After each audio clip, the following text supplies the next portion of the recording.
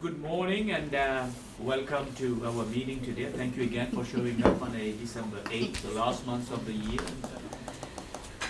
And public comment on non-agenda items. Let's see, do we have any public comments on non-agenda items? I see Dr. Olivo just walked in. She's not public, so she will not be making any public comments. We have Dr. Cobb, Mr. Cameron. Comment? No? All right. They're here to help. They're here to help, okay. So shall we move on, and Dr. Junie Kua is not public, so no comment. All right. Review and approval of meeting notes, October 27th. And you had an opportunity to review the meeting notes. Move to approve. All right. Second? Second. All right, we've got 2 seconds, Tito, followed by Putner, and 3 seconds, and then also Mark Whitworth. So, all in favor? All right. Information items, Superintendent President's update. Well, I will start by reminding all of you that this afternoon we have a wonderful party planned for the whole college. 2 to 4. We have set that time 2 to 4 because we want to make it available to everybody. And yesterday we sent an email out to all managers reminding them to make sure that all their staff are allowed to attend the party. And I just told Rudy right now, and make sure that all your staff, everybody down there, all the CSEA members and all the AFT members, all the faculty association members, police officers, make sure that they come, because this, if you were wowed last year, this year you will be double or triple wowed. So I want also to thank the college for the hard work that we have done over this year. This has been a banner year for the institution. We made it to the top 150 in the ASMA. We are now in the top 10, right? We've put together a wonderful team to address the recommendations of ACCJC. The feedback I have received so far, I confirmed again yesterday with the conversation that I had with a high official from ACCJC, it's looking really good. Oh. Okay, and if we have to thank anybody on this campus, we have to thank all the faculty, all the students, all the classified staff, and all the managers for the work that was done to make this a reality. We are not out of the woods yet. The commission meets in January, I believe the 11th through the 13th, and their action will be taken in closed session, and we will be informed of it around probably the 1st or the 2nd of February. And all I will say to you is, there is no doubt in my mind that when we receive that action letter, we will all be very pleased. And but this doesn't mean that we should stop the work that we are doing, because as you know, we will have a midterm report to write, and we will have to also do another self-evaluation for 2022. So we will have to be very vigilant and make sure that we are following everything that we will have to put in that evaluation, because the standards are very important. If we do not, for any reason, meet those standards, we will be in trouble. If we lose our accreditation, or if we put on probation, if we remain on probation, it is very bad for the school. Take a look at what happened at City Colleges of San Francisco. That was an institution with more than 60,000 students. When they got on show cause, and they losing accreditation, they are on the 2-year waiver right now, and they will be probably regaining their accreditation. Their enrollment went down significantly. When enrollment goes down like that, and you cannot bring it up during that stabilization period, your base is significantly reduced, right? So currently our base is 23,700 or so FTEs. If for some reason students say, well, you know, we shouldn't be going to PCC because that's a school that is going downhill, and we drop to 20,000, right? And we have the stabilization phase, and we can come back up. Guess what our new base is now? 20,000. And with that, we're losing now 3,700 FTES at $5,000 per FTES. You're looking at close to $18 million that we are not getting. And with that, our faculty obligation number goes down, right? Which means that positions will not be filled, right? Because our faculty are tenured and so on.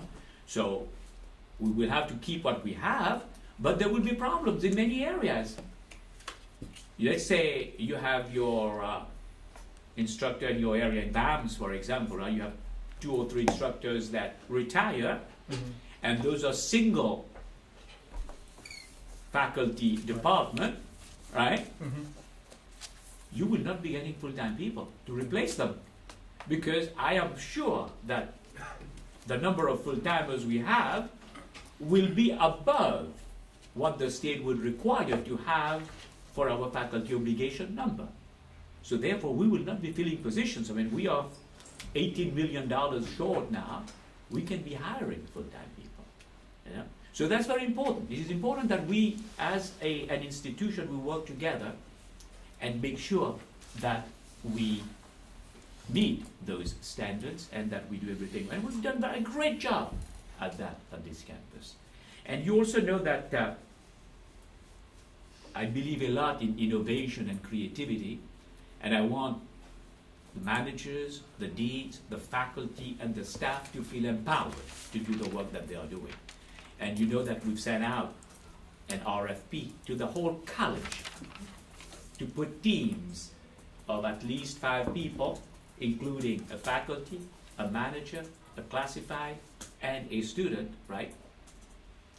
To come up with ideas not on how to work with the students who are already parts of program on this campus.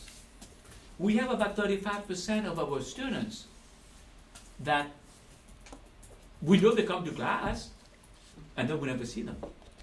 They come to class, they go, right?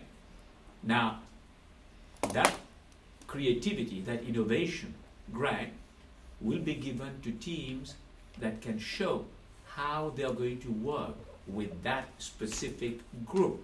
Because if we are going to increase our graduation rate, our successful course completion rate, that's the group that will help us bring those numbers up. Because you can look at our data, I mean, we've done so many things, we've done wonderful things. But the successful completion rate has remained mostly constant. Right, Stephen? Mostly constant. So, we're doing good things. Right? We're very proud of what we're doing, but we need to go beyond that and look at that group and bring them up. So hopefully we'll get some good groups, we will monitor what is being done and increase that, and PCC will be a model for the whole nation to follow. You also know that the 2 measures passed, right?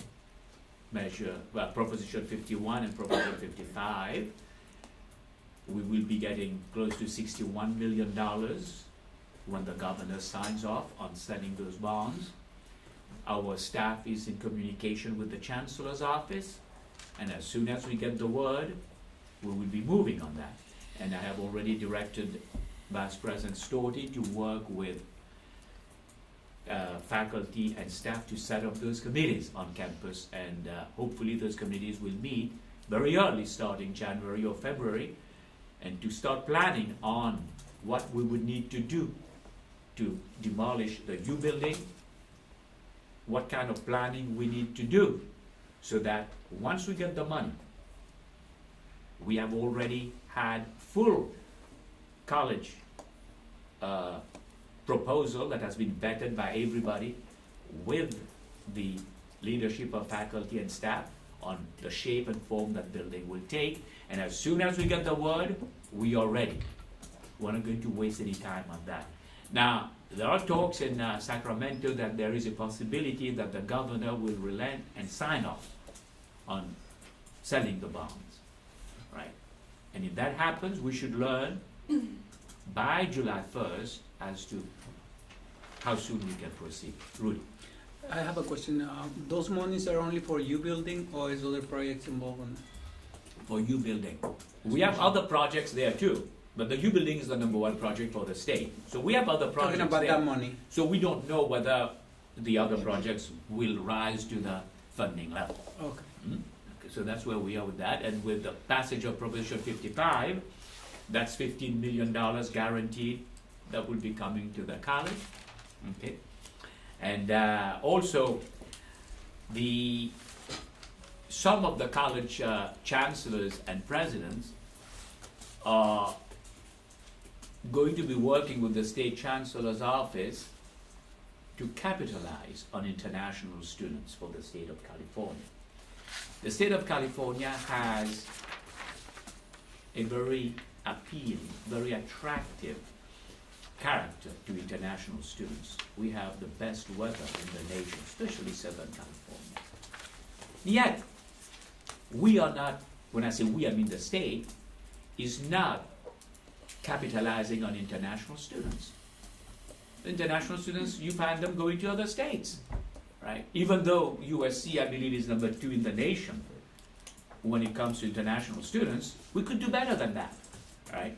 So there's a group of people that will be working with the state chancellor's office to see what the state can do to bring in more international students to not only diversify campuses and so on, but to provide an opportunity for the whole world to see the type of education that the state of California provides.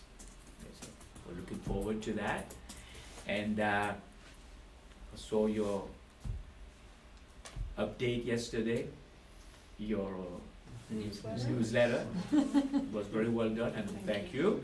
And the college, what do you call that? The college, not update, what is it called? Annual report should be coming out before the end of January. All right, so Alex is working with all the staff and so on right now to put the data together and put everything together. So happy holidays to all of you, and we have a great meeting today. Academic affairs update. Okay, so I just want to talk about 3 things that are happening in academic affairs. First off, enrollments. So both registration is ongoing right now for both winter and spring. And as of this morning, winter is at 66% fill, with 8,600, a little over 8,600 students enrolled in the credit side, and we're at 40% fill with about 800 students on the non-credit side. Spring's lagging a little behind that, but that's understandable. It's a little bit further off, so students have a little bit more time. Credit's at 51% with a little over 13,000 students, and non-credit's at 7% with just under 700 students. In regard to the summer session, the deans will start working on that. I have not yet given them their FTS allocation because some of that is dependent on the success of winter. And so they'll be getting that a little bit later this year than they have in the past, so that we know exactly what we need to do based on our winter enrollments. Some of you may have heard, if you haven't, especially faculty will be hearing more about this, that instruction is starting to work with the Curriculum and Instruction Committee, various deans and faculty, and we're embarking on a cleanup of our curriculum. And so this is being driven by a couple of different things. Most recently, an audit by the federal government of our financial aid programs, where they are looking a little bit harder at certain aspects of our curriculum. And so and then the other thing that's driving it as well is a statewide initiative on cleaning up codes that are associated with the career technical education programs. And so both of those are kind of driving forces, but they emphasize the fact that we always need to be looking at our curriculum and making sure that what is in one database in regard to our curriculum matches what is in all the others. And so the databases I'm talking about is the state curriculum inventory, our catalog, banner, web CMS, the gainful employment website, the financial aid PPA, which is the list of our programs that are qualified to receive federal financial aid, and Illumin, because all of those obviously have our curriculum in them, and so it should match, and unfortunately it doesn't. And so we are working on that, and so you'll be hearing more about that. The code alignment project, we actually have some money that we got from the state through the data unlock, as well as others that will help us do that project. And so we haven't actually started that yet, but we will be shortly. Cleaning up some of the errors that were identified by the recent audit. We've already started that. CNI had an emergency approval of the renaming of a number of our CTE programs. And so, and when I say renaming, it might have been as simple as replacing a colon with a hyphen, or adding the name of the program, automotive technology, in front of the name of the department, basically, in front of the degree name or certificate name.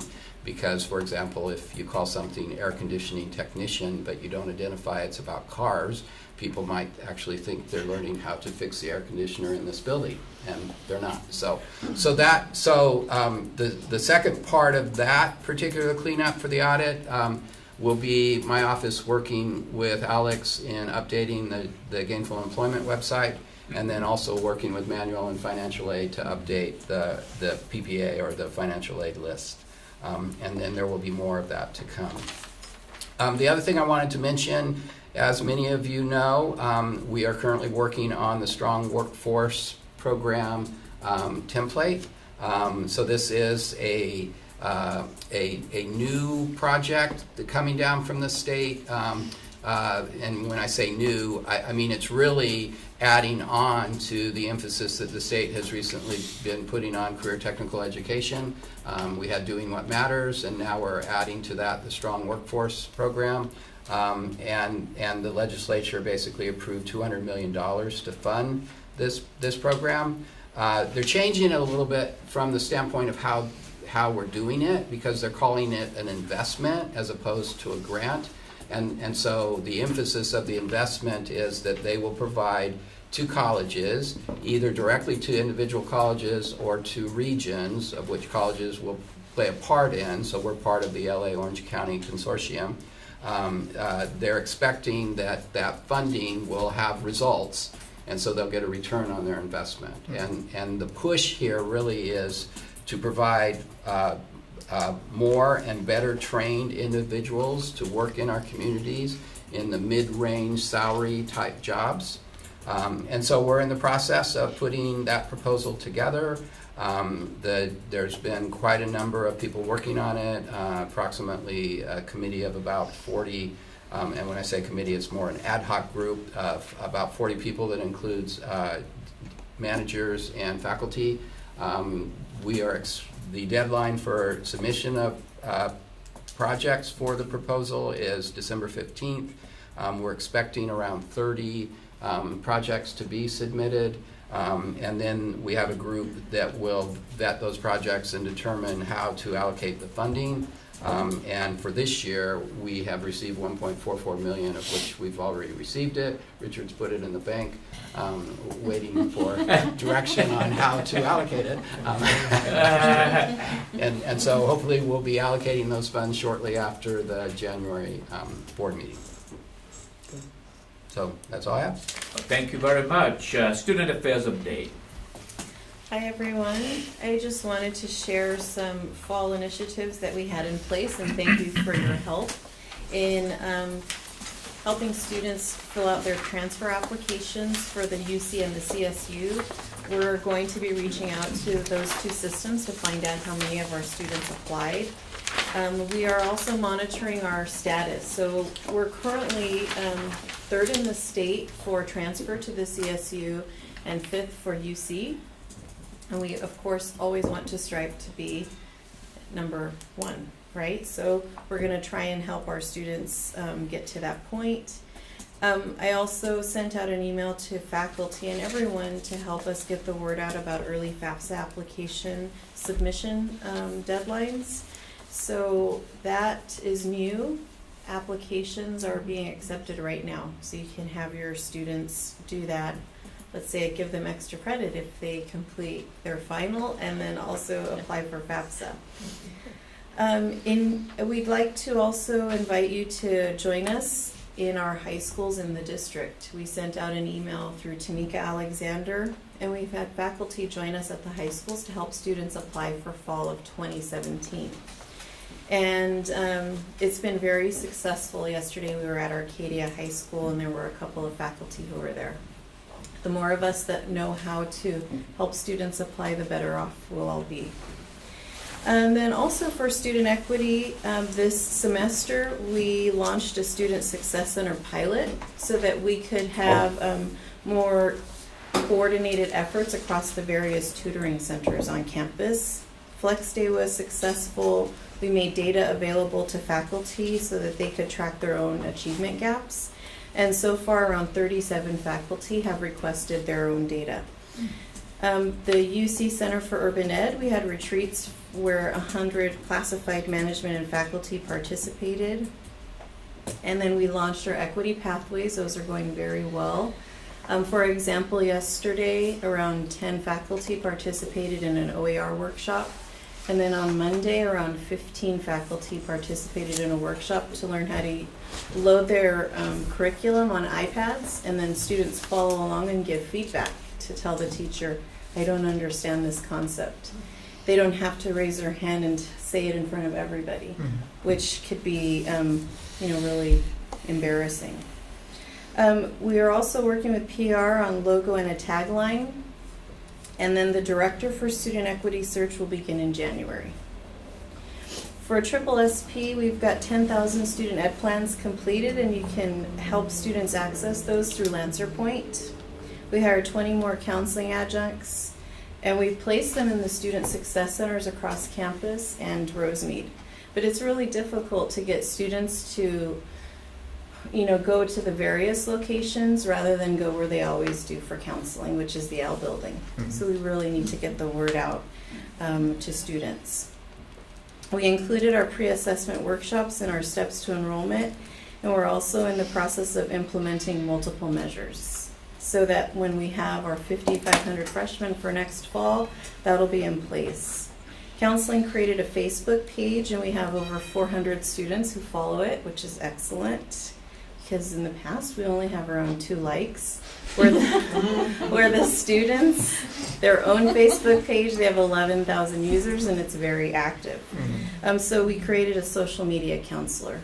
So when the students are on their own Facebook page posing questions and helping each other, we can make sure they get accurate information.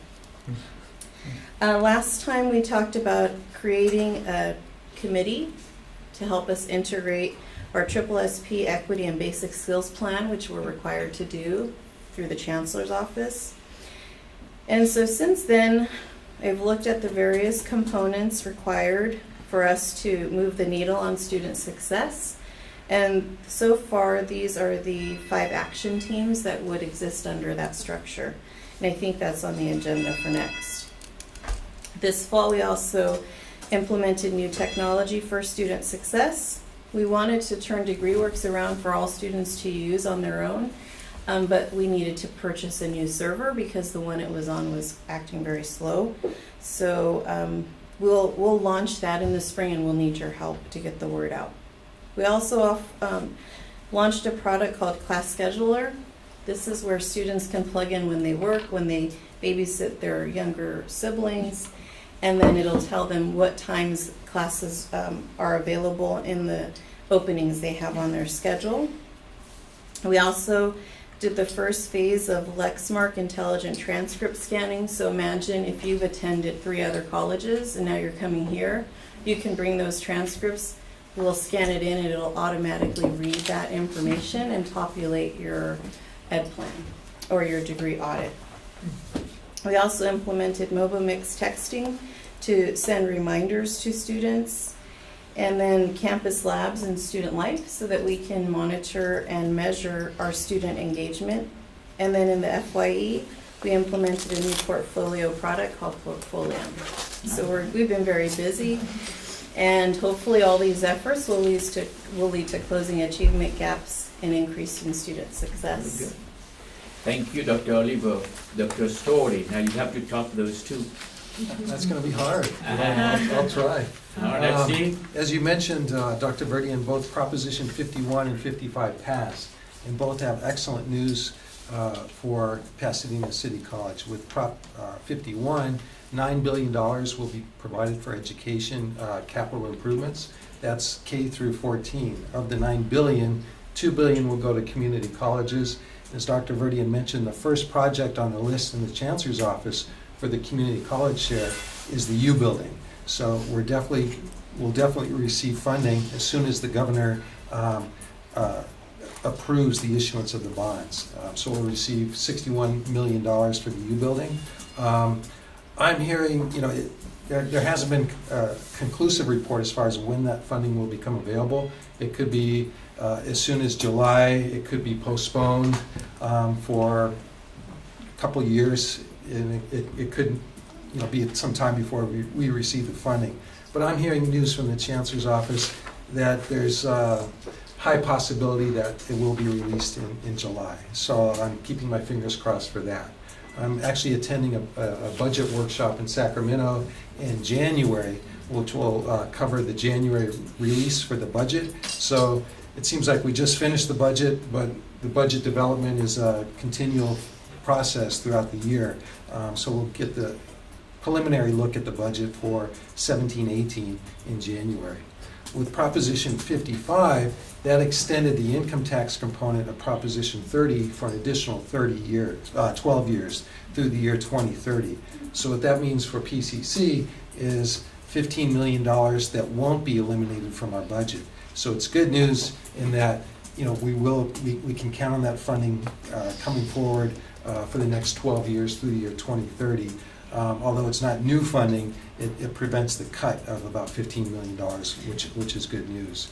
Going back to the U building, we're putting together a user group to start meeting as soon as January, so in the January-February timeframe. User group will include representation from faculty, classified staff, managers, anyone who's going to be using the building. We want to get direct input. And some of the things that the user group will be looking at is evaluating different architects. So as soon as the funding is available, we want to be able to pull the trigger and hire the architect and have the design started. So as soon as it's approved, I'd like to have the building completed within about 5 years, if not sooner. So putting together the user group, starting to have discussions about which architect to use, the needs for the building, and so forth. So it's very exciting, and it's going to be a huge project for Pasadena. Stephanie? Dr. Shorty, how much flexibility do we have with the footprint of the building? Does it have to be like for like because of the funding source? It really needs to be like for like as far as the square footage. We could change the design. We could have 2 smaller buildings, but the square footage is what's important. We could actually probably move the building if we felt there was a need to do that, but it needs to be like for like. But in looking at the needs of the college, perhaps there's a need for a larger building there. So what we want to do is build the building where it could be scalable. So if additional funding comes about, through a local bond perhaps, we could add on to the building. But those are things that we want to keep in mind when we actually do the design and work with the user group. Thank you. Sure. Transitioning to campus safety and campus security, we've all heard about recent events at Ohio, USC. There's actually a shooting there as well. So campus safety, before these events happened, they were planning on a active shooter drill for the spring term, and just to bring about the awareness of what to do if something like that happens. And it's part of building a culture that's being aware of different types of emergencies and how to deal with those emergencies. It piggybacks off of our earthquake drill and now the active shooter drill. And that really concludes my All report. right, very good. Standing committee update, District Technology Committee, membership review. Mr. Chiam. I'm one of the co-chairs of the District Technology Committee. The only update is we reviewed our membership and we will be keeping it as is. We feel we have the membership to fulfill the mission, the charge of the committee, so we're going to keep the membership unchanged.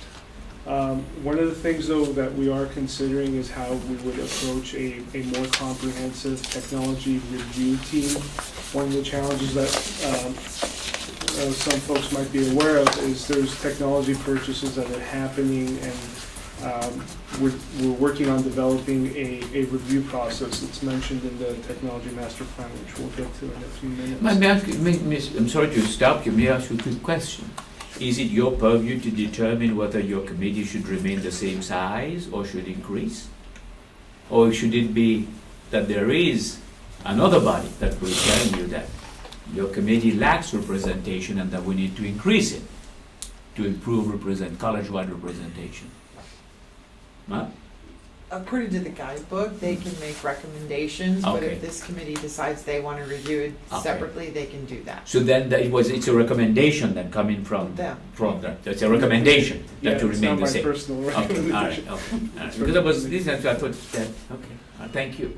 Sure. How big is your committee right now? We're at, I think, 16 members. 16 members? Yeah, we have some unfilled positions that we're working with Okay. the Senate's on. Okay. That was it? That's, well, coming back to the review process, that's something that we're working on because, again, there's a lot of technology needs and there's Mm. categorical funding out there, and one of the challenges is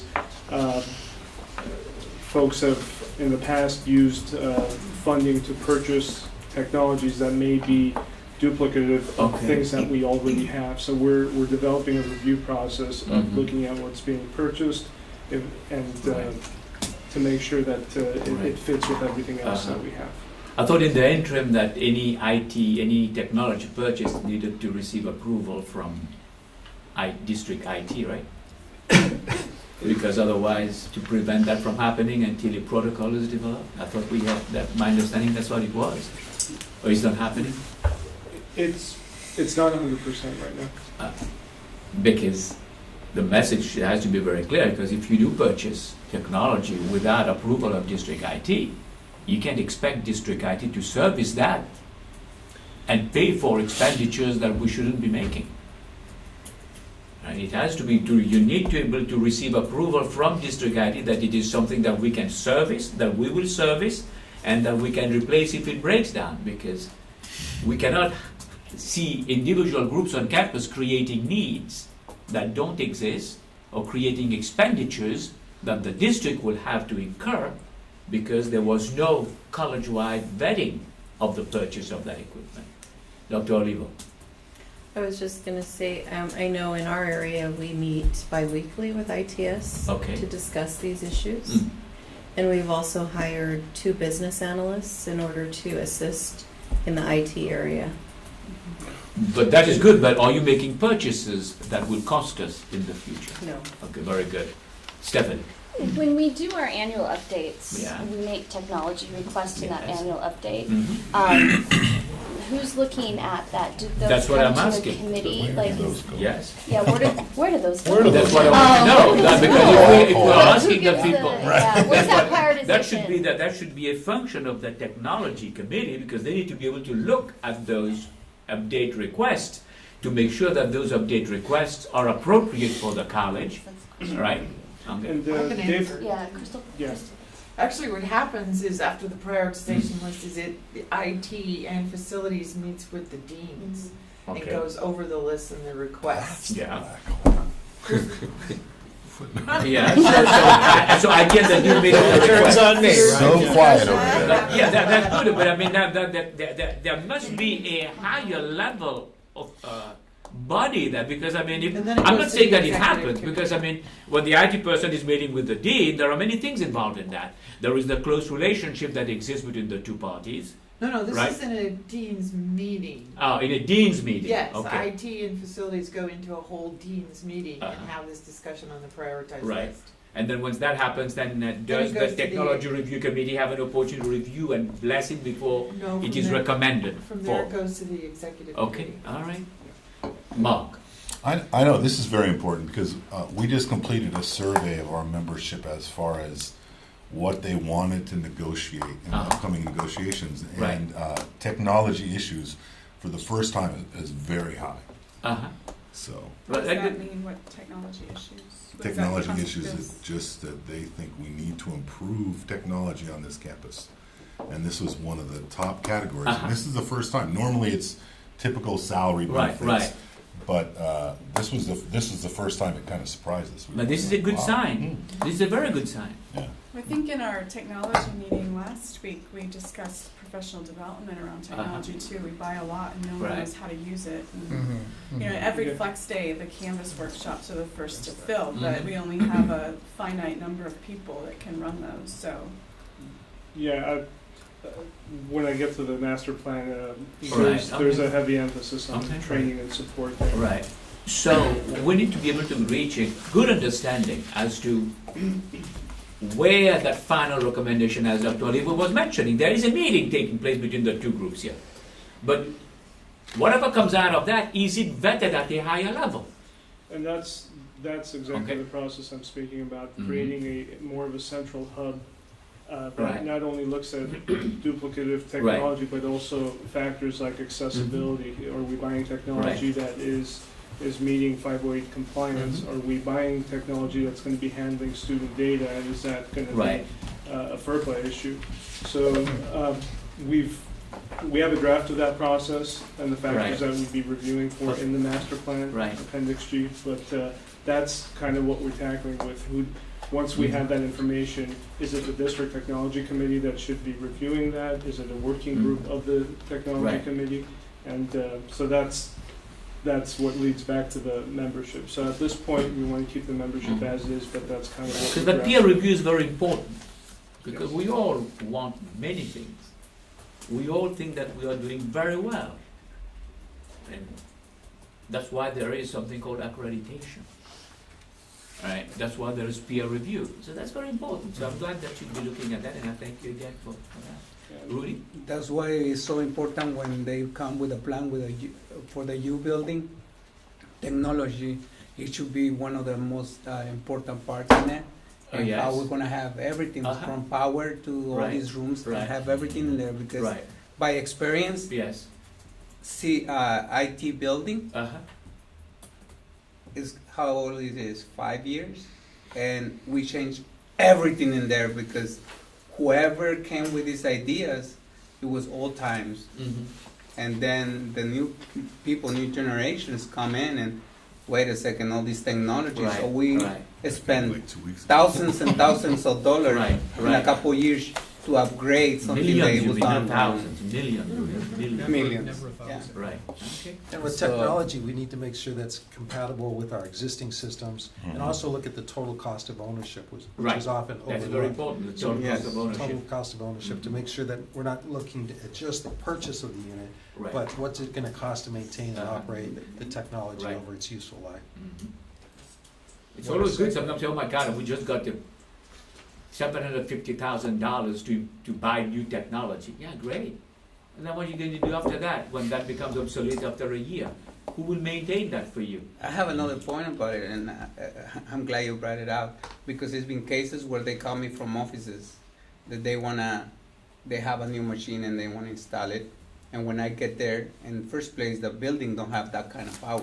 So now I have to spend another $5,000 and all the adjustments to make the machine We work. will not make sure that this doesn't happen, that's why I'm asking that. Yeah. Before we I'm purchase glad you brought it anything, out. we need to have, all that has to be costed before we purchase anything. Many people will be upset, that's fine, because we shouldn't be doing it, what you just said right now. And I said, I mean, family would say to you, or our staff would say to you, you know what, I just got $250,000 to buy this machine. Yeah, you got it, but did you know that before we could implement it, we could put it there, it would cost another $100,000? Who will pay for that? Where will that come from? Mhm. And then who will maintain it? If it breaks down after 6 months, who will replace the parts? So it's very important. I'm glad that you're looking at it. Thank you very much. Thank you, and Mark, I can connect with you offline to get more details. Ah, thank you. All right. But that's a good thing that technology is rising. Well, I to think the it's top. good that the faculty Yes. is that Right. concerned, that they Mhm. want Yes, more and better technology. right. Mhm. All right. Maybe because we're getting younger, the faculty. Collectively. Yeah, collectively. I mean, yeah, not me. You know. The new generation, the new guys. Our Budget and Resource Allocation Standing Committee membership review. Yeah, the Budget and Resource Allocation Committee met and we discussed the membership. Yes. And we made a couple revisions in the titles, but basically it's the same. We added one additional faculty member to the group, so that's the recommendation coming out of RAC. Okay, with the, okay, so then that goes to where now? It's, the first item under new items for Oh, approval. okay, all right. And then the Senate will have to be okay with that, because they will have to pick someone, right? The Senate always has to be okay with that. You okay with that, Senate? She will when she votes on it. Ah, she will, no, okay, when she votes on it, okay. All right, but shall we move on to new items then, discussion and possible action? So Budget and Resource Allocation Standing Committee membership review. Whose item is that? Richards? Richard? Yeah, it's just what we just discussed. Okay, so you're going from what, from 16 to 17? From 13 to 14. 13 to 14. Now, let me ask you this question. How come you have 13 members on a very important committee, budget resource allocation? You figure out how money gets distributed across campus, and yet IT has 16? We're also important. No, it's not important. It's not more important that you have Good 16. answer. Good answer. And they have 13. So, We're very effective and efficient with the 14 members. Not that saying IT isn't.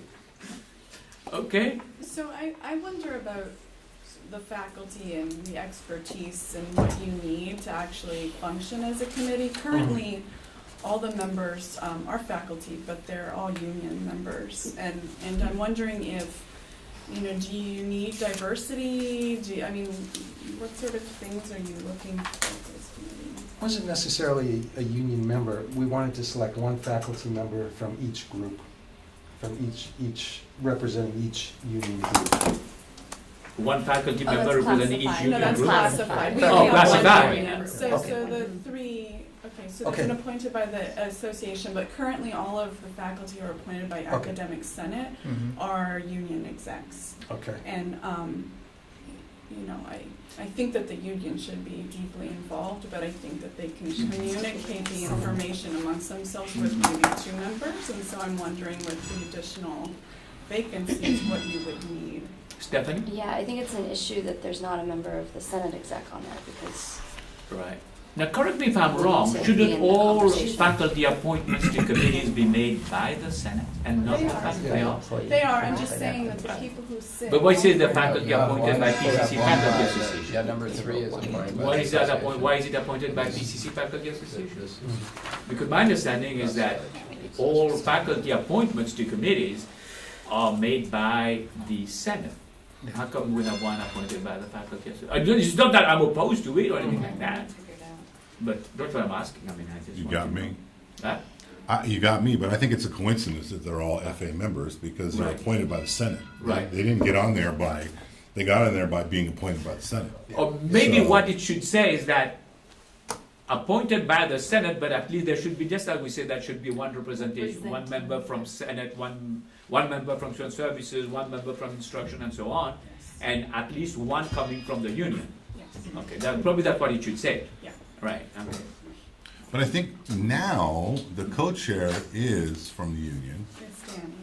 but then there's also another faculty that's, It's according to this structure here. So right now, who's on there now? It's Danny? Danny, Mary Aaron, but Mary Aaron was on there long before she was on the union. Sure. So Rod and Danny are the two members that have been on there probably the longest. what's the term? What's the 2 term? years. 2 years. They So all they've have, they been- all have turned out. They've all turned Oh, out. then you'll be putting new people there. Well, it's a sticky situation because first of all, it's hard to find faculty, Okay. and I attempted to do this, and, Mhm. and none of them wanted Okay. to step down Okay. willingly. So, Well, if they're termed out, it's not a matter of standing down, they're termed out. Well, it's a matter of finding people to fill the vacancies, okay. and so if I don't know what the needs of the committee are, it's hard to okay, communicate all right, that okay. and find people. Okay. Which is Graciela? I had a question on number 9. It says classified employee appointed by the academic senate. It's supposed to be Classified. classified. Senate. Classified Senate, I'll right. fix that. Thank you. Or maybe we just change the status of all classified employees are now members of the Sure, academic as senate. long as we can appoint for the academic senate. Okay. Do you want to add language that specifies for the academic senate appointments, the areas that you want them to come from? That would be great. Well, I that's, think that would have to come through from the committee, though. Sure, That doesn't yeah, come not from. me, yeah, not me, Right. yeah, that's, That So would have to be a recommendation from the committee. when can the committee make that recommendation? We meet again in January. Will that too late? It won't be too late because you won't be meeting. We don't have no, meetings it'll be till fine, February. yeah. okay. Well, I think it's the expertise thing, The like expertise where are you thing, wanting okay. somebody that has experience with, like a member that has crossover with P&P, or a member that has, like that kind Oh, of thing. yes, like yes. IEC, Right. like. Right, because the You- last meeting I went to, Uh-huh. it just seemed like it was this information session. Uh-huh. It wasn't very interactive Okay. in terms of like, what does your area need, or what the, it Right. wasn't a dynamic situation at all. Well, now it's very dynamic. You went to that. You know you're dynamic. But what I would suggest is you want a good representation, from the group, and representation that shares with the academic senate what's going on, get the input. So there should be a report out and, just sharing information. One of the important things we're gonna look at is a irrevocable trust. That's gonna be, a big discussion at the upcoming meetings. And that's to really talk about the liability of the district. And we're gonna need input from everybody and buy-in and guidance as far as the direction that we head when we talk about that. A lot of important budget decisions and allocation decisions are also discussed, and recommendations come out from that body. So I would suggest someone that, doesn't necessarily have to have a finance background, although it, definitely helps, but someone who's willing to invest the time and ask the right question, if that helps. All right. So what do we do now? Budget membership review. We'll Just take it back and discuss, or? what is the pleasure of the group? Well, being that it seems like there needs to be some more discussion within the actual committee for Okay. new recommendations, so Okay, we and then- table it. Table it and you bring it back. Okay. Okay. All right. Creation of College Council Student Success Standing Committee. Is that what you were talking about, Dr. Oliver? Yes. All right. So that's about it. So if you look at 6A, Mm-hmm. so this would be a group of people from the campus who would gather to create action items to help new students, which is triple SP, students to complete, which is student equity, retention is also a part of equity, social work services, that's all the projects that the campus has engaged in, such as creating a food pantry. We also have new legislation for homeless students to have access to our shower facilities, so it'd be great for this group to come up with the procedures for that. Right. And then technology for student success. Okay. So to talk about how do we Right. actually move the needle, like implement early alert, for example. So this would be the sub-action teams Right. that would report up. So who is working on creating that committee? Last time we discussed it here. Right. And do we have a recommendation as to what the committee would be, as to what the charge should be, what the composition would be, so that we can approve the creation of it? I've sent notes to Dr. Junie, Uh-huh. so I'd rather meet with him Okay. first before I bring back that information. Okay. I just wanted to continue the dialogue at this group, just in Okay. case you all had any thoughts since our last Okay. meeting. Okay, so what we will be doing, then I hope that anyone who has any thought on that should communicate your thoughts to Dr. Junie and Dr. Olivo. And let's hope that at the next College Council meeting, the two of you will jointly present a recommendation as to what the charge of the committee would be, and what the composition of that committee would be, and what would the meeting frequency be. Yes. Can we count on that? What is the next meeting? Probably Crystal? not till February. Not till February, so you have 2 months. That would be great, because then in spring, this group will be busy creating the integrated plan. Okay. Triple Very SP, equity, basic skills. Okay. Yes, Sheila, so you wanted to Well, say no, I something? was just wondering, are the two of you going to come up with the structure, or will it be a larger conversation? I'm just wondering. I included Uh-huh. some of the exec of Academic Senate in the conversation, since we will need to take this through shared governance, Mhm. and this is a Okay. 10+1 item, so we'll Okay. take it through Okay. Academic Senate. Uh-huh. So I wanted you to have the information so you could get feedback early, so Right. we can get this Right. back here Yes. to vote. Yeah, and I appreciate being included in that, Right. and I'm just Mhm. saying I'm willing to meet over Okay. The break. Okay, thank you. Yeah, Crystal attended an institutional effectiveness regional What did you meeting say? from the chancellor's office. Uh-huh. So she sent me a text saying, please let's get this going quickly, Okay. because Cool. the chancellor's Right. office is expecting us to move on this Okay, integrated Crystal plan. has this. Because this is a standing committee of college council, it isn't necessarily a 10+1, actually, it's not a 10+1. Some of the items you may discuss could be 10+1 items that then would have to be taken through the Senate. But to form the committee itself as a standing committee, you just would need to bring your charge and membership here for approval. Great, okay.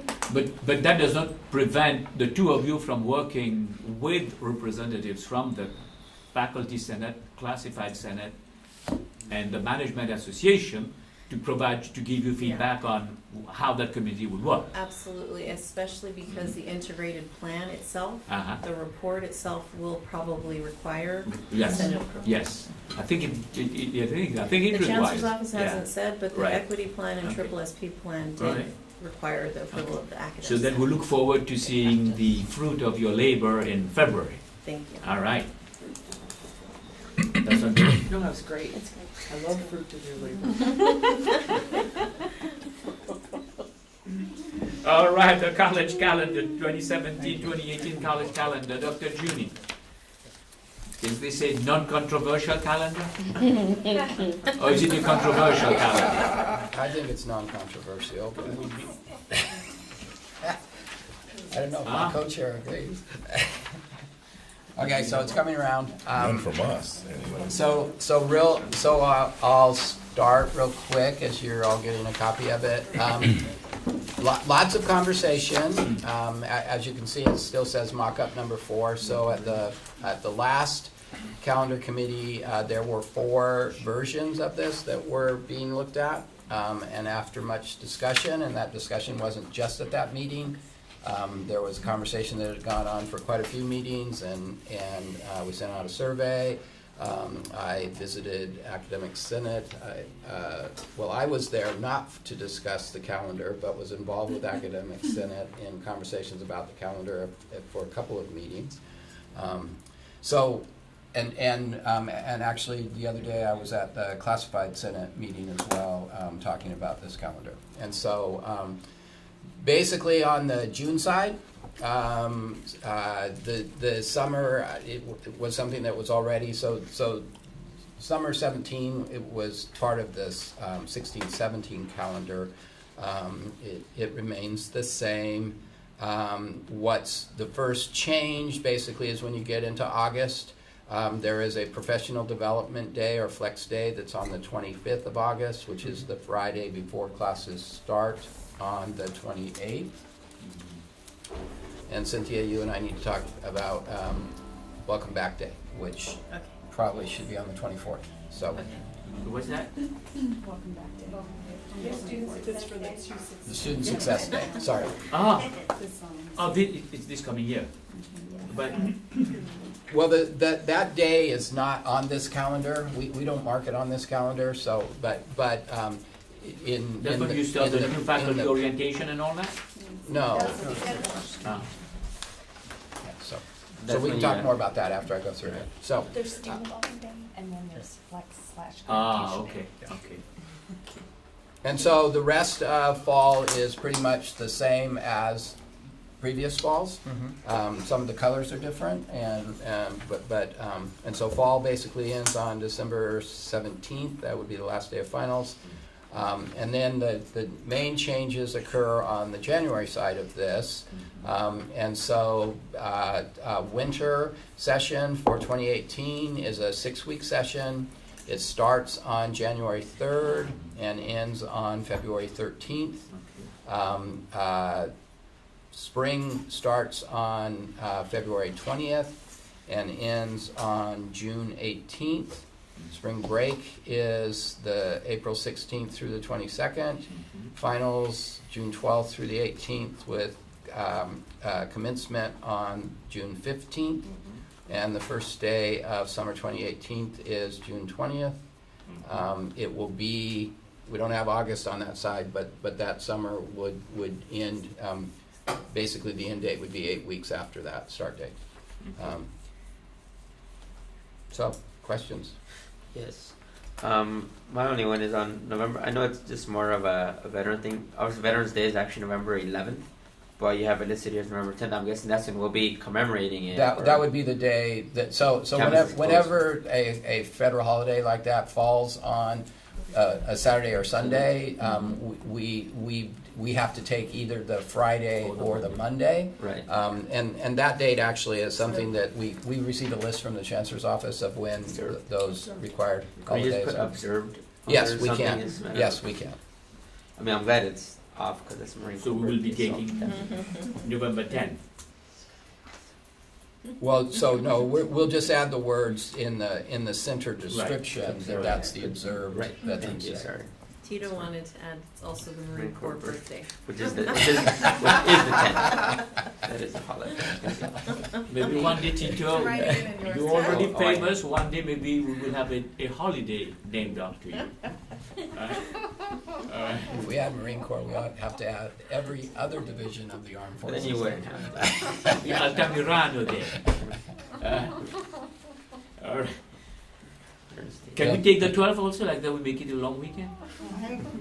Say that again? You would mean the 13th. Can Is we that a take formal the, motion? can we take the 12th also, Monday the 13th also, like make it a long weekend, a 4-day weekend? Why are you suggesting that? No, alright, okay. Like Thanksgiving is only 2 weeks after. He wants to No. know how many of you We this will not give Okay. up that many Can we have a instructional motion days. can we have a motion to approve this calendar so that we can put Well, it on the let- board agenda? Well, I can say that. Okay, alright. Okay, who's moving? Move by? Move to approve, which one of you? I see one hand and one. Ladies. Okay, so Jeannie has moved by Jeannie and seconded by Tito, alright. Discussion? Yeah, so the other thing that I need to say is you will notice, hopefully, you notice that there is no Professional Development Day or Flex Day marked in spring. Okay. So that was part of the conversation. Originally, there was a day, the day before classes start, so the 20th was Professional Development Day and the first day of class was the 21st. But trying to help the separation between the end of spring and the beginning of summer, the committee basically decided to remove that.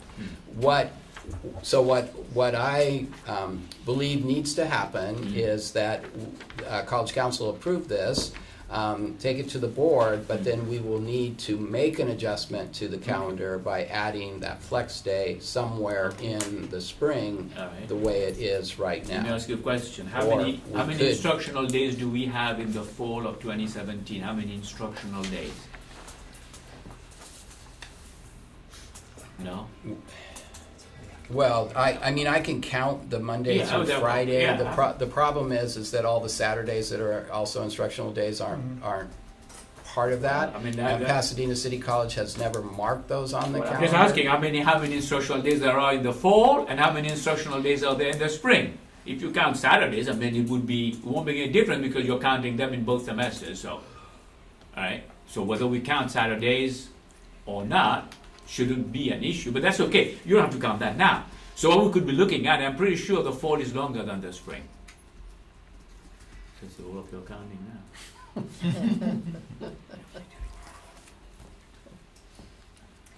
When Classified Senate met yesterday, we did have some concerns just on the August 25th date, 16.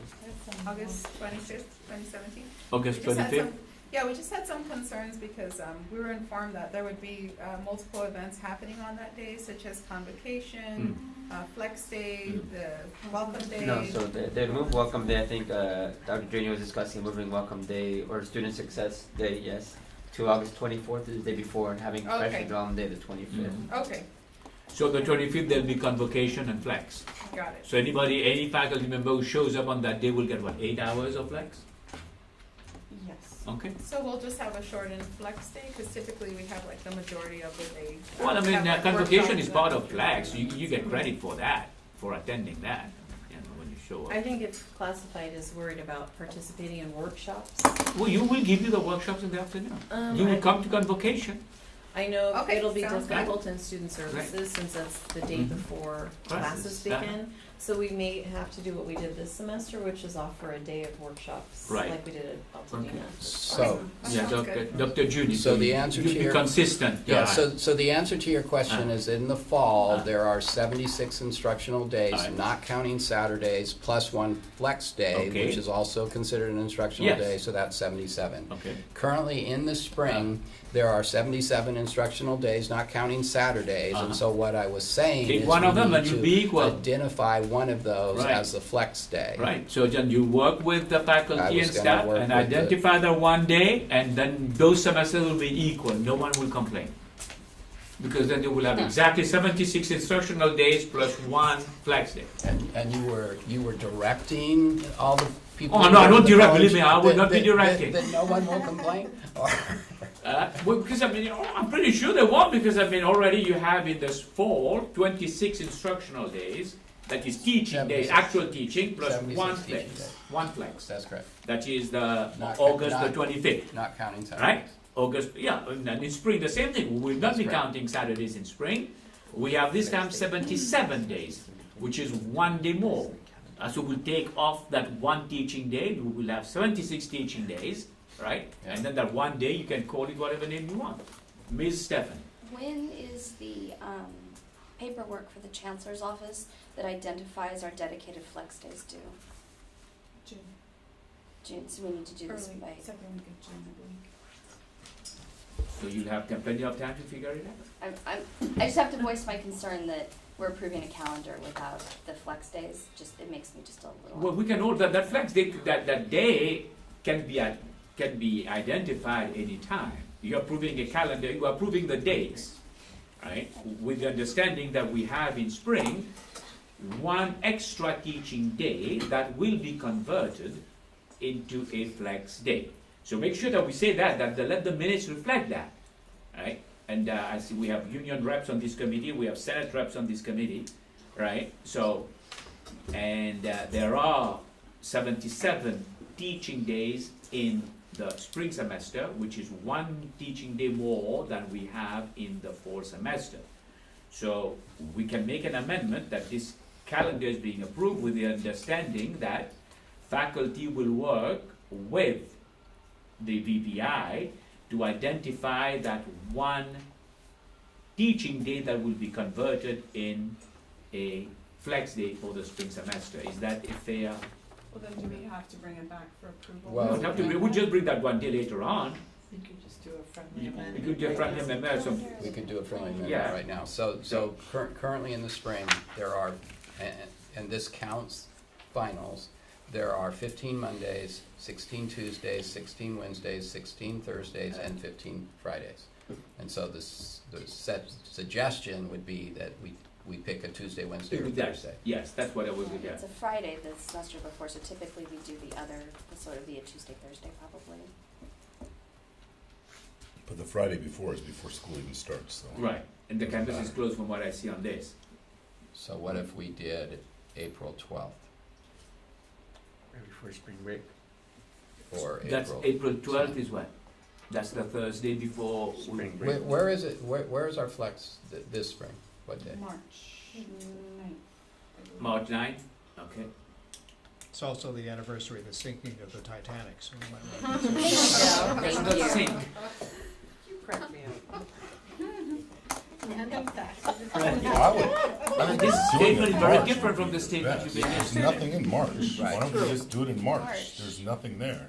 Well, I'm That's worried true. that if we do it too close to spring break, the Friday People are gonna classes are bail. going If to you suffer. do it on the People 12th, fail. people are gonna take the 13th off and say, I'm Yeah. out of here. Okay, so let's do so No one comes. so March 8th or March 15th. That will be like 2 weeks after school think starts. Valerie wanted- Valerie, Planning is very difficult, so unless we have a professional development director in place, I would vote not to have it early, because this flex day for spring is stressing me out already. Because, I mean, we have to plan it already, and we haven't even started, so I would like not to repeat that again. There will be a PD director. When is that hiring taking place? They won't be in place in time if we're having a March. This is 18. March. This is 18. Oh, This is I'm- not. oh, yeah, you're Oh, right. so this is 18. Come on. Sorry. I They was could thinking have a spring. few days. Yes, so yes, we will have a PD director in Yeah. place by July 1st Easy. at the Yeah. latest. March 15th? The 8th or the 15th? But I thought that we were going to the flexible flex thing. Yeah, but we still You have to. have to have a day. You have to have a day, and then what the flexible flex, as you're asking, Right. would be that besides having events happening on the day where faculty could meet So you have to their have events request- on the day. Well, you would have events on the day And you get your 8 for hours. classified. No, I'm just trying to figure out why it would be so hard to administrators plan if it's and- flexible. And some faculty who choose to go to the actual events. The flexible flex that you're referring to is also having a process in place where faculty could basically submit an application saying, I'm gonna meet my X number of hours of flex requirement by doing this Shuffleboard. activity. That's why it was nice to But that have, wouldn't be approved. But NCA. yeah, Mark, that's why it was nice to have convocation as that day, because Yeah. then there you get. Right. Oh, no, I'm just trying to, I'm just trying to figure out, we have Planning to day. have a day so that. And I mean, the day is not the issue. You have to have events on the day. That's the planning Right, process. right, Do we and normally that have has to them happen. Thursdays? Right. Yes. We rotate, Yeah. we do Even Monday, Wednesday. in the fall, it's normally on Thursdays as well. We've never Yeah. had a second day, so we really haven't. It doesn't matter then. Are you entertaining a motion? No, I'm just listening. Yeah, well, and then I'm to not a motion taking as well. anything. There is a motion on the floor already. It's discussion on the motion on the floor. But the motion is just to designate one day, so No, we the don't need motion to. is Just to approve approve the this. calendar. Right. And so we would With the friendly discuss amendment it. to have a flex Yeah, day. right. So we can But pass the that question now. is, we haven't had the friendly amendment asked Right. yet.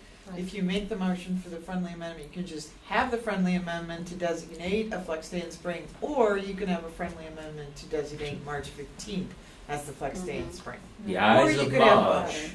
So I I'd like to wouldn't make go a for friendly March amendment 15th. that we identify March 15th as the professional development You day. know what happened on that day? Oh God, Titanic? Is this the No. Titanic? No, that was Eyes it. That of was March. That's the other one. The eyes of March have come, but are not yet gone.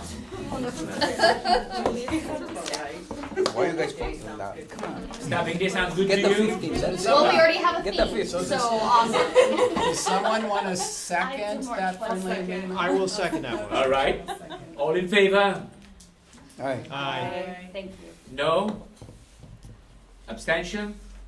Unanimous. So this is a first, I would say.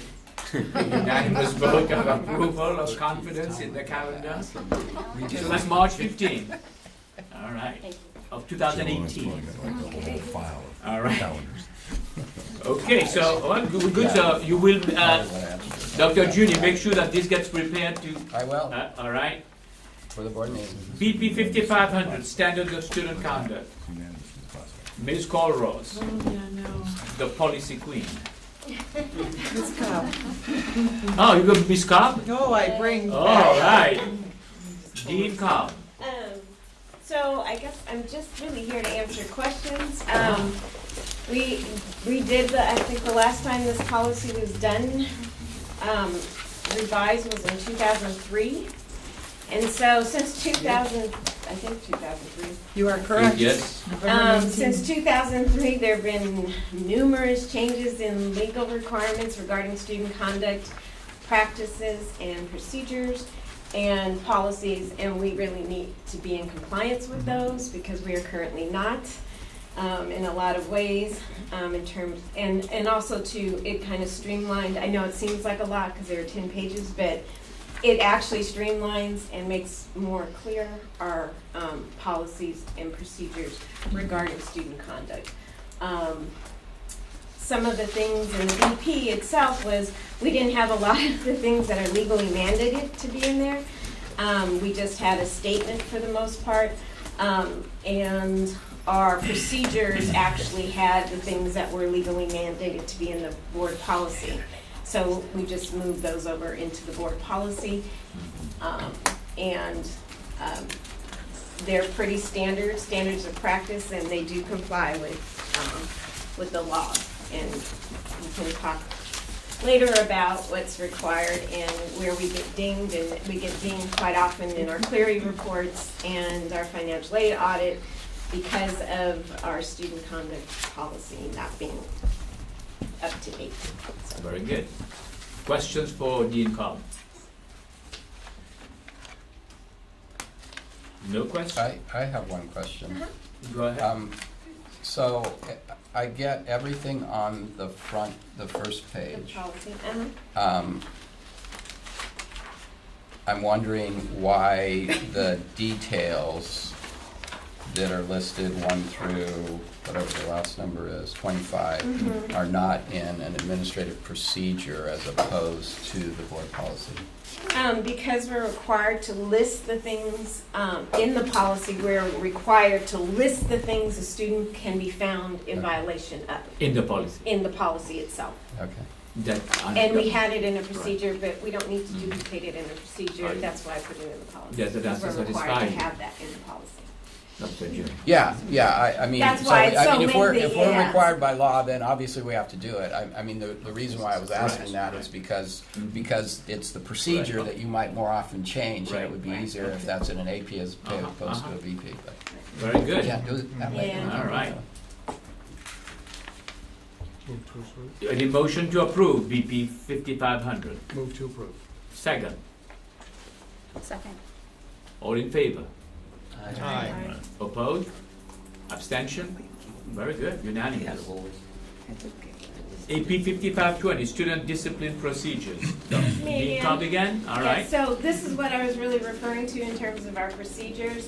We didn't really have an active 5520, we had a AP 5500, which in terms of standards of practice for student conduct is not really an appropriate way to have.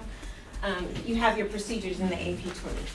So this outlines the student due process, who's responsible for what, and time limits, and also includes processes and procedures for sexual misconduct issues, which are required by Okay, Title IX and VAWA and Clery. all right.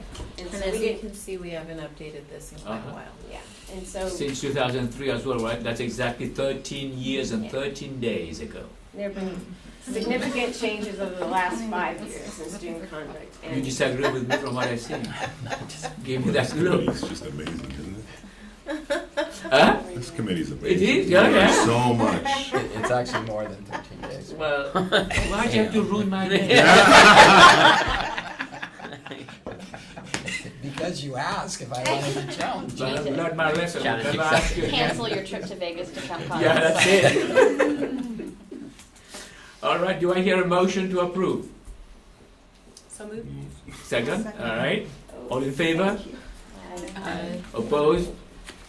Abstention? All right, okay. thank you. And the next one is for information only. That's one BP 4030, academic freedom. No, we gotta look at that. All right, who will talk about this one? Senate? Senate? No, the Senate refuses to talk. No, I don't refuse to talk. I can help, So, I'm on this um, committee if you like. This was just prompted by Liz Wood. She sent an email out. She was updating Uh-huh, the catalog, Yes. and she had the academic freedom statement mhm. and asked if there were any changes. I forwarded this to our captive committee, and they met and decided that a few words needed to be changed, no substantial changes. Mhm. So we approved this. Okay. Apparently now it needs to be. Now, since this is Forward about to the academic board. freedom, has it been reviewed by legal counsel? This is the that legally we- required 260. No, I understand that, but what I'm saying is, has legal No, counsel they- reviewed it to make sure that we are not violating the rights of faculty in what we have? So we may think this is great, but what if there is something in it that is depriving faculty of certain It has academic been freedom? reviewed by the league's lawyers who Yeah. recommended the template. Okay. Oh, Then the okay. academic senate, I believe, just added the language highlighted in yellow down here. Which one Right. is that? Well, the committee did. We And just you guys- changed Right, it. okay. So Plus, the committee looked Okay. at all of the legal Oh, citations. everything Right, I and we did, looked at okay. all the legal citations. Yeah, they used the Okay. legal Okay, citations. very good. to- And So Ed- then, as long as you are fine with it, I'm all right. Yeah. Basically, we made it a little more inclusive, if Okay. anything, All right, okay. Yeah, I was gonna say. both in and out of the classroom. Everybody's fine with it? All right, so Motion to approve? Well, actually, this is information. This for information only? When will it come for approval? Not here, it goes on to the board. No, so we can take it to the board then? Mhm. That's what I'm hearing. If the Senate approved it already, which I Okay. understand they did, Okay, so so, it gets to move on. all right, so it will be on the board for January? Well, no, because it has to go to their subcommittee Ah. first. But if their subcommittee comes around, yes, we'll have Okay. several for them to look at. Well, they've got a lot to look at right now, so I Yes, don't they think it's do. going to be that quickly. So- All right. All right. How about the next one, AP 4020, Program, Curriculum, and Course Development, information only. I'm gonna ask Dr. Juni to talk about the changes they made. Wow. Unless you want to. No, go ahead. Okay. Actually, CNI did work on this, and it went through CNI actually a couple of times, and thus had to go through Academic Senate a couple of times. And so the first round was looking at the makeup of CNI, and so you'll see in bold and strikeout the changes of the composition of the Curriculum and Instruction Committee. And then the second time it went through, it was actually adding section 10, which is basically a unit hour calculation or hour unit calculation. And that was added because recently the Chancellor's Office sent out to all Chief Instructional Officers an annual credit course certification process that if the Chief Instructional Officer of an institution verifies certain things, credit courses that are submitted to the Chancellor's Office, follow the PCA or the Program and Course Approval Handbook, that course hours and units are correct in accordance with the Chancellor's Office course calculations, and that was a memo that went out about almost a year ago now that has that outlined, and that's what's in here basically, are those calculations. The college course line of records have been approved by the district governing board. Opportunities for training are provided for college personnel regarding curriculum rules and regulations. And this last bullet is why this was modified. The college has developed local policy, regulations, or procedures specifying the accepted relationships between contact hours, outside of class hours, and credit for calculating credit hours to ensure consistency in awarding units of credit. And so PCC did not have that written anywhere. So that bullet was the only one that we did not meet. So we have the. And so by inserting that last section, section 10, into this, we meet that requirement. Mhm. Once it has been approved, this form has to be signed by the Chief Instructional Officer, and the curriculum chairs will be able to do that and submit it to the Chancellor's Office. And then once we do that, starting in January, we will be locally certifying all new proposals to existing approved credit programs, all substantial change proposals, all standalone proposals, and all non-substantial change proposals, so that none of those will require any vetting at the Chancellor's Office. So once we submit them, they will accept them, and we will not have to wait for curriculum to be. I thought there was something missing in what you've said before you can do that. That there should be training conducted on a regular basis for all faculty to attend on curriculum No, and it's instruction. opportunities for training are provided for college personnel regarding curriculum rules and regulations to ensure compliance. And so that happens now at the CNI committee. Uh-huh. So we meet that. We will expand that. But and- because at the CNI committee, I mean, if this is happening at CNI committee, your CNI committee lasts a couple of hours, so you have time to do that, all that? The They- training for all They have faculty? Tuesday, they also have those Tuesday. We have Do we Tuesday- have we the, have if I, Tuesday. if I were to ask, That's the opportunity. give me Yeah. the list of faculty who have been trained and when was the last time they were trained and how current is their training on CNI? Do I have that list? I can provide that list to you, and it is as, so, the very beginning of this semester, the first couple of meetings was training. And then all the faculty attended that? All the CNI committee that were there, have all faculty been trained on it? No, but that is, the plan is to start providing training on various aspects of curriculum, especially the unit hour calculation. And so yes, we need to expand that to more college personnel. but currently the CNI committee is trained on that. And besides the training that occurred at the beginning of the semester in regard to that, when we discussed this, Yeah. we spent a lot of time discussing this calculation so that they understood what the expectation is from the Chancellor's office. Stephen. All new members to CNI, once they're approved by Senate to become CNI reps, go through a pretty extensive training. Then they do new training at the beginning of every year. Okay. And then when a faculty member who has not gone through that training is submitting some sort of curriculum proposal, they can access the trained individuals. So we have reps, liaisons for every That trainer. division. And then they work with them individually to go through all of the processes to make sure that they're in compliance. Do with we have any that sort of- written somewhere? Because if we need to be able to explain that. Do we have a trained CNI person in every division? Yes. Yes. We do. It's in our, it's in the it's Now, the actually next in the question I will procedure. ask, because although curriculum is the purview of faculty, academic administrators have the responsibility of ensuring that courses meet all the requirements, right? Have all the deans or academic administrators received that CNI training? Do I have, if I were to ask to see the names of the academic administrators training schedule, can I get that?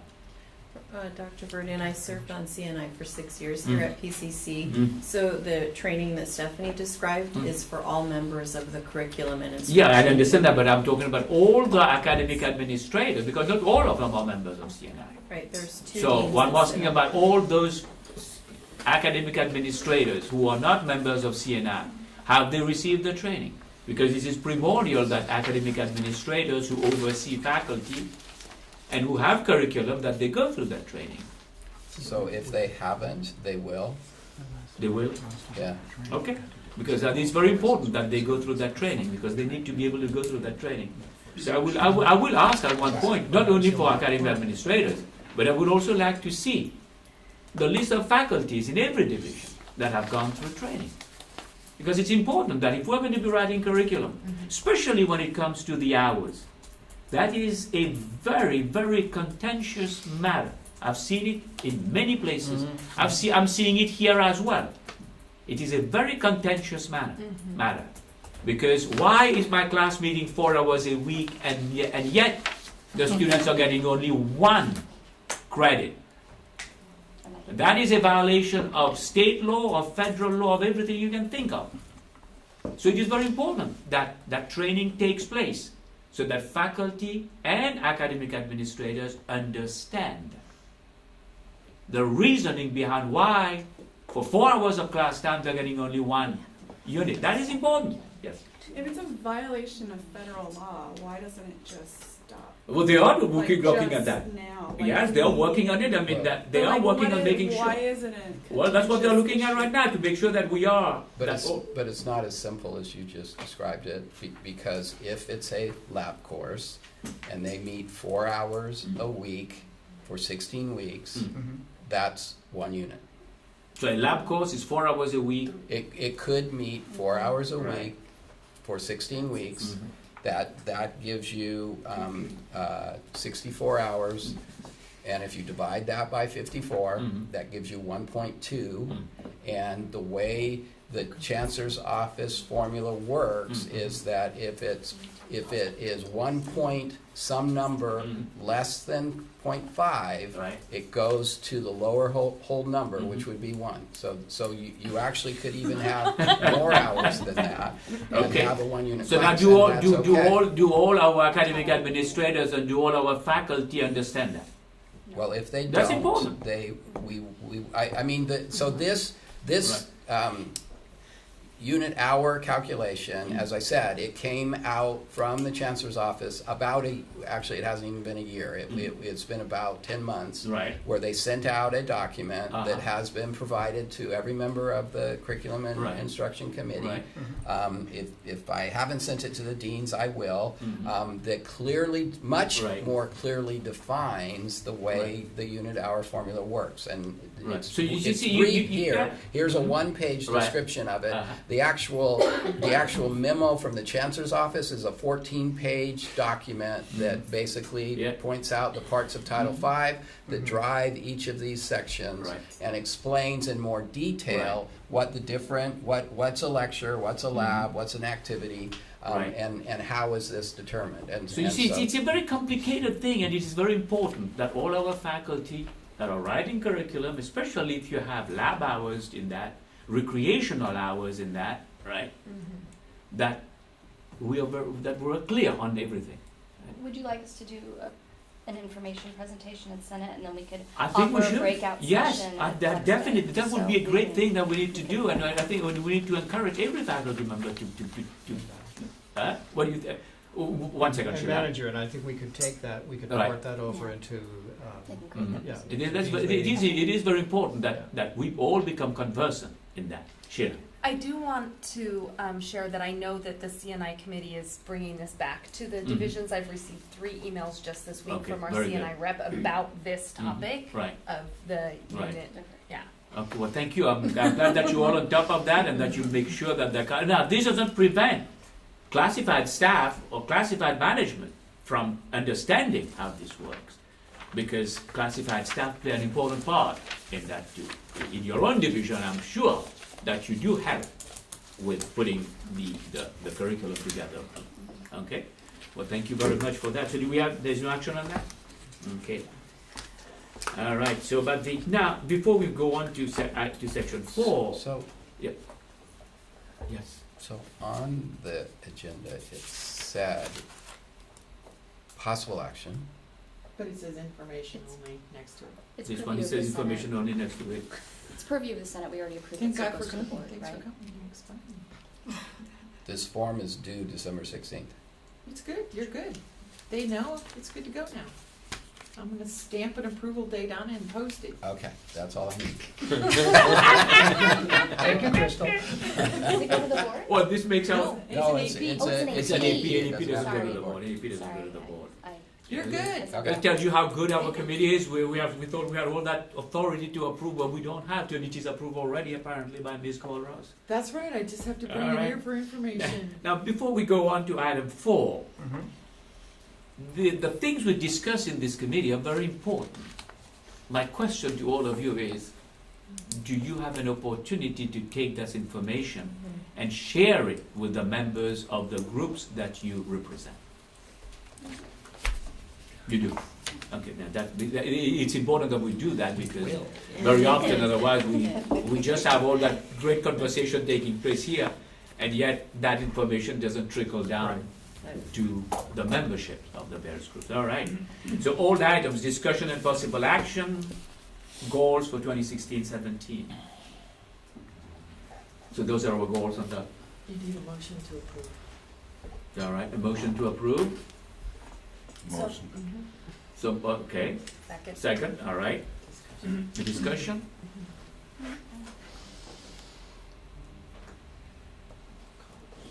No one? No discussion? All right.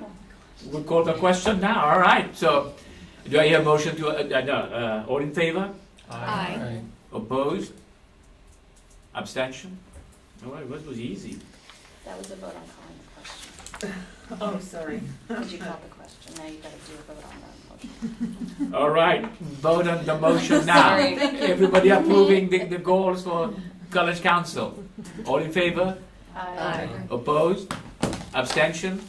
All right, well, we need you to be at the board meeting every time. Yeah. I'm just trying to help Matt here, just All been right. waiting for the Technology master plan. Matthew, you have 5 minutes.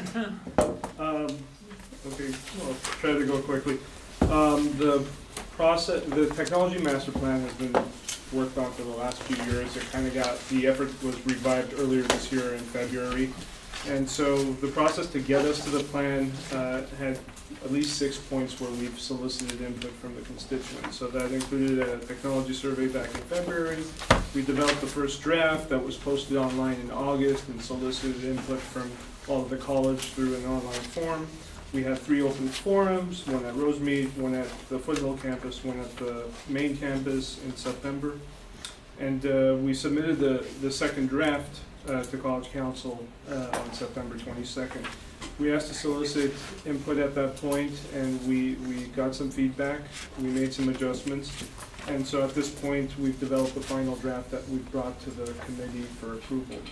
A little bit of information about the plan itself. It's a 4-year plan. Technology changes very quickly, so we want to keep the duration short and relevant. And that during that 4 years, the District Technology Committee will be reviewing the plan annually and making minor adjustments for relevance. The plan has 36 recommendations on how we could improve technology and how we support technology at the college. 15 of those recommendations are already in progress. One has been completed.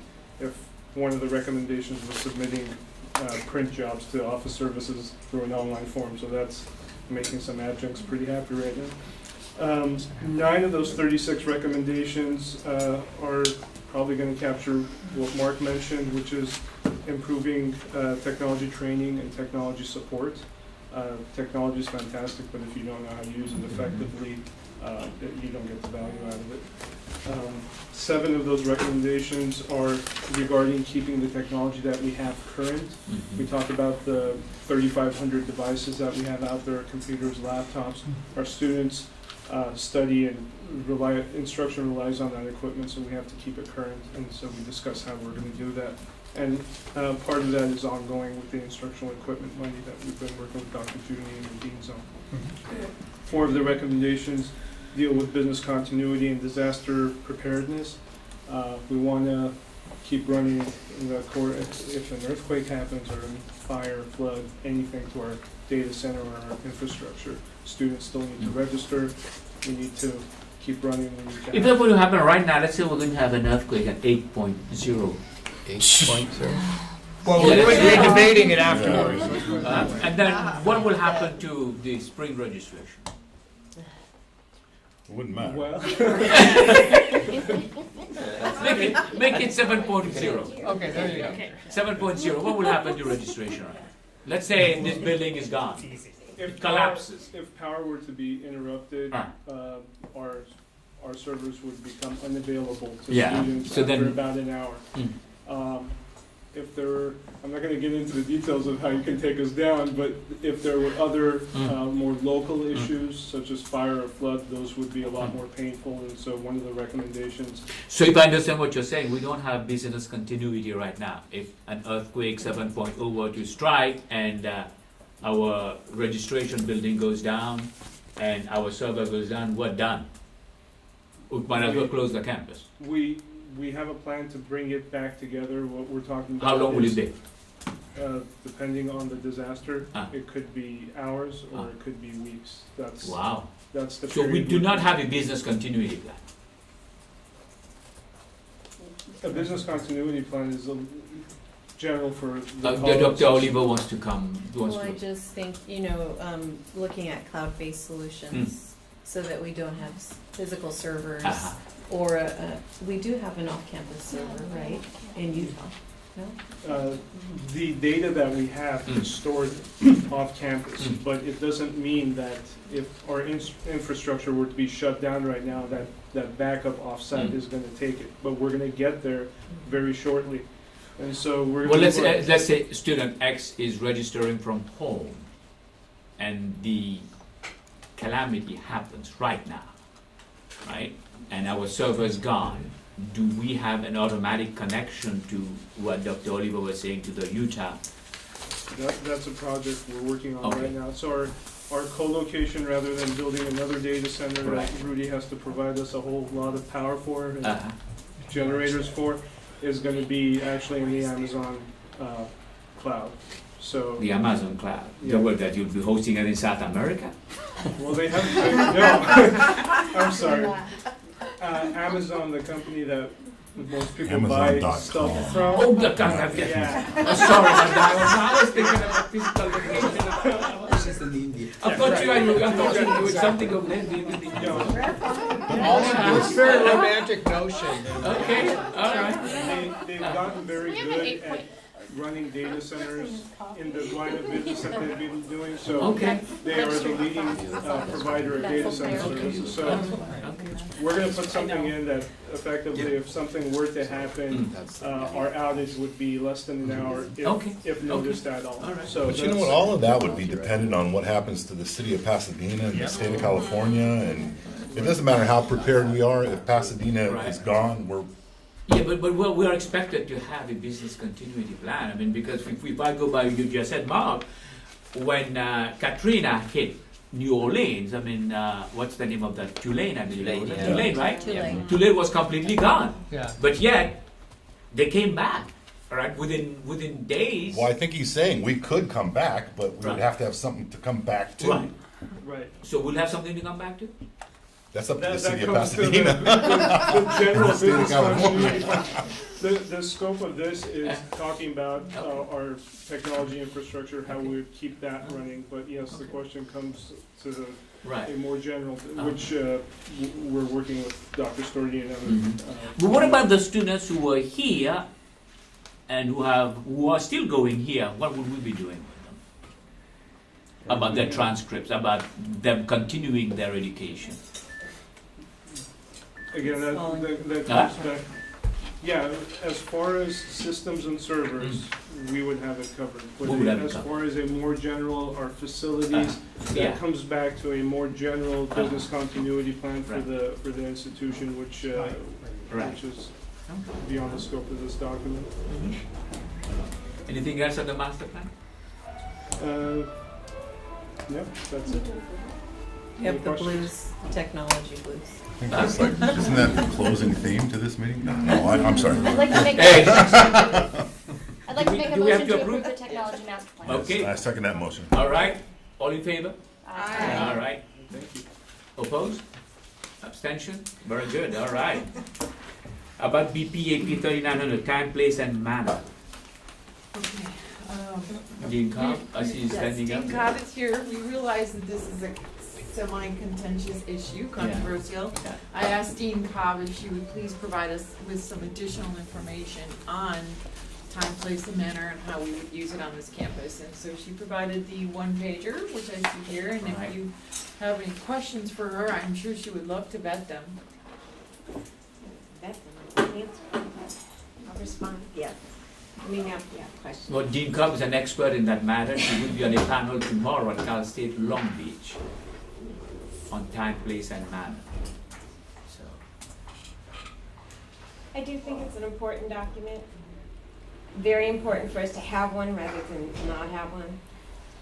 And I've been through all the iterations of it. I'll give you an example of what happened about 2 weeks ago.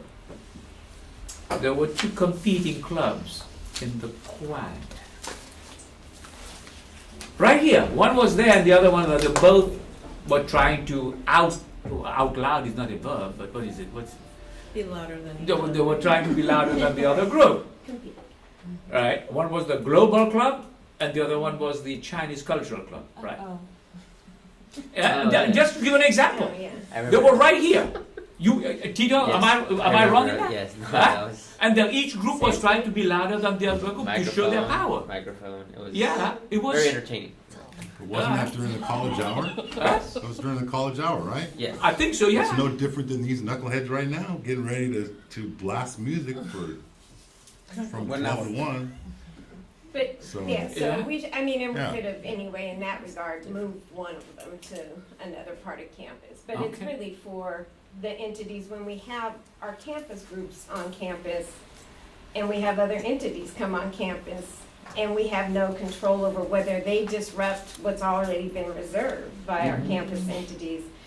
So it's and- usually outside entities that are Yes. causing the It's problem. typ- Typically, I mean, we have our Right, yeah. student groups who do it too, Every but once I in a mean, while. it's, you know, when we have the abortion people come and, you know, I get inundated with calls and people want me to remove him, we have no grounds in which to remove them. We still can't remove them, but we can limit the size of their posters. We can say we have a limit of this, you know, much. We can ask them, we don't have a free speech area. It's a common, so even this policy and what the courts have upheld is free speech areas are any common use areas. Areas external of buildings used commonly by the public. So when I started here, that little spot was our free speech area, which we would get killed for having that kind of free speech area now. Okay. But I think it gives us parameters, like I said, from which to operate and to which to function, particularly when we have non-campus entities on campus. And we ask them to move. They ask to see what we have to make them move. And because most things don't rise to a police level, we have no documentation, we have no policy and procedure, we have no regulations for which to ask them to move. Okay. And they know that. Oh, they know that. They know that All coming right. in. When they come to our campus, they know we have no policy and procedure. But I would say, so I can give you an example that just happened a short time ago, and it has to do with an outside group that comes here to have a dance contest in Sexton Auditorium, and all the groups, as they're waiting to perform, are throughout the camp. Well, they're in the hallways, but they're also all around campus under their tops and stuff. And in previous years, they have brought in a disc jockey to entertain, and they have people here with food and everything, and the disc jockey has turned up the volume as loud as you can imagine, and they happen to be here at the same time that the Rose Parade, the Tournament of Roses band is in class practicing and has not been able to do that because they can't hear each other. Wow. And so this year, we told them they could not have loud music because it interrupted, and in there somewhere, the educational environment of our students. And so, And a previously reserved space, time and space. Right. Yeah. And two, this also will be supplemented for those outside groups that reserve our space with the Civic Center policy that I know Tunisia's working on. as well. All right. So what are we doing? What do we do now? Motion to This approve. still has to be vetted. It has to be vetted. through The various groups. I just wanted to. Mark moved approval. We approval, so that, Can we let's get take through that. one body at a Do time? we get a second? No. No? Oh, okay. Oh, I'm sorry, I'm not Mark. Mark can make that motion and second. Yeah. Could you make that motion some other time, Mark? I can't make it at Senate. I know, I'm just kidding. No, I'm saying the next time we bring it here. I Sure. think we just wanted to be sure that when the constituent groups looked at it. But is they this had- the actual policy? No, this is just Those for are one her. page. This is just an informational Yeah. thing, So right? the Yeah. Right, policy, scroll up, my up. understanding is you all have read the policy. Yep. Reviewed No, we've read it, Yeah. yeah. Yeah. It's been here before. Yeah. We will bring that, we will bring an attorney to the Senate when they usually put that there, so that you. Oh, that don't person- do that. It will never get past that. We just No, understand the that. person will be given 15 minutes at most to answer questions. He's not going to present anything, but he will answer questions that you might have. And this has been, so this is based on policies and procedures that have survived court attacks. Right, yeah, that's Right. a big thing. I mean, and. Well, my by question our is, how local- can you limit what they post? I don't You don't understand. limit what they post. But you can limit the size? Yeah. Isn't that You- still, Nope, that's manner. really? Oh, And manner. that's already been vetted through other schools? Yeah. So you can limit manner. I mean, it has to be fair across the board. It can't be just your group, a targeted group. Right. And we have to apply It it. could be one Application inch of the and stuff. policy and procedure is really where people get in trouble. Right, yeah. In addition to limiting space. Would you prefer to present? You want to, that will be better for us, we It's won't just have to in bring an past- attorney. In past conversations, the legalities of this have been challenged, and I think some people in the room at the time were limited in terms of their response to those legal arguments. Okay. And so Yeah. in the conversation about how do we make the Senate understand, the lawyer came up. But I'm happy not to do that if I can certainly be there whenever Okay, so, it gets Because presented. I'm Well, happy to have a I mean- okay, you'll work with Rebecca I'm not and let a me know lawyer, whether she but- get the For the attorney. I've first lived week, this it's all right. regularly, It's a problem with And I your stay lawyer. on top of the court cases that Sure. guide Yes. us. So. Yeah, then. Okay, now Mark will speak. Yeah, Mark said he would. I think she would have more credibility than Yeah. if you bring an attorney Okay. into the room. All right, very good, so, It's not So happening. then- Especially with So faculty. it'll be Yeah. planned. Yeah. All right. So, Dean Cobb, would you avail your services to the classified senate as well? Oh, absolutely. There we go, Dean Cobb. Dean Cobb, you've been recruited. Okay, whoever needs. We'll All add right, that to man. your Well, yeah, credentials. You know otro man, Not eso. great. All right. I'm there every Wednesday. BPAP 3250, integrated planning, Oh, 5 finally, minutes. Me. Well, I don't have 5 minutes. 5 seconds. Okay. All right. This has, you've seen this before, it's been vetted through the Senate, it's been vetted through the classified Senate as well, I believe, Jeannie. Of management. Management, they don't really care what I do, no kidding. No. We I love you. believe they've seen it anyway. All right, Dean Futna, that has cleared your group. Yes. This is the Okay. ICE thing? No, No. this is just integrated plan, this is just updating the policy and procedure, which we haven't updated since 1999. Good. To just Excellent. bring it in line with our current practices. 17 years ago. Make a motion to approve. Second, Second. all in favor? All right. Opposed? Abstention, all right. You Wow, didn't we're even ask for doing good. discussion. 3251, institutional effectiveness. Yes, and this is the one where we needed This is the to ice one. rewrite the board policy because we formed a committee in a board policy, which would then mean that committee had to report directly to the board of trustees, which of Right. course we really don't want. Right. So in this, what we did is we rewrote this to just say that the institution is committed to evaluating our instructional programs, team support services, and operational units, Okay. and that the procedure will then establish how we do that. Mr. Mark Woodward. This is a never-ending thing. I've had people ask me, why does it say will evaluate instructional programs when all it does is evaluate instructional program reviews? What it's supposed to do is evaluate instructional program reviews, right? Well, that's what the IEC does. This is the policy statement. The instructional programs at the college have to be reviewed. By Okay. themselves. They have to do it.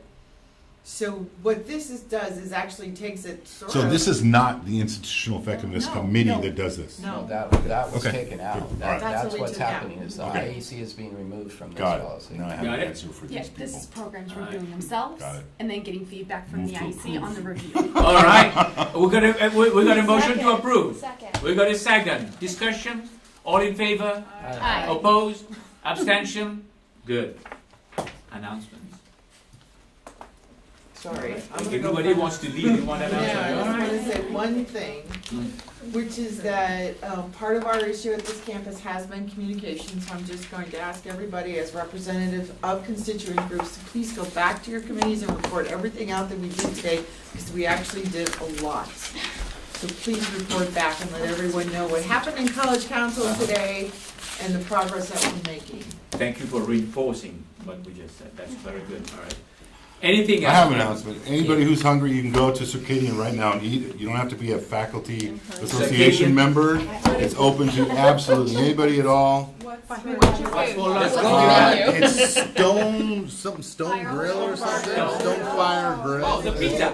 No, it's not pizza. It's some kind of a, I don't know. I didn't pick the menu. It's chicken and other things. Okay, it's 12 So, to 2. yeah, 12 to 1. Can we I go, will make sure I get there. So anybody can go. Huh? do you think it's ready? I think, yeah, I'm sure it's ready now. I was We usually thinking have it of set up right by now. now. They say from That they said it's from 11:30, so. Okay, let's go see if it's My ready. problem is solved. Everyone has meetings at noon. Yeah, I know. And so I'll, You can just grab it and go. Favor, aye. You don't have to stay.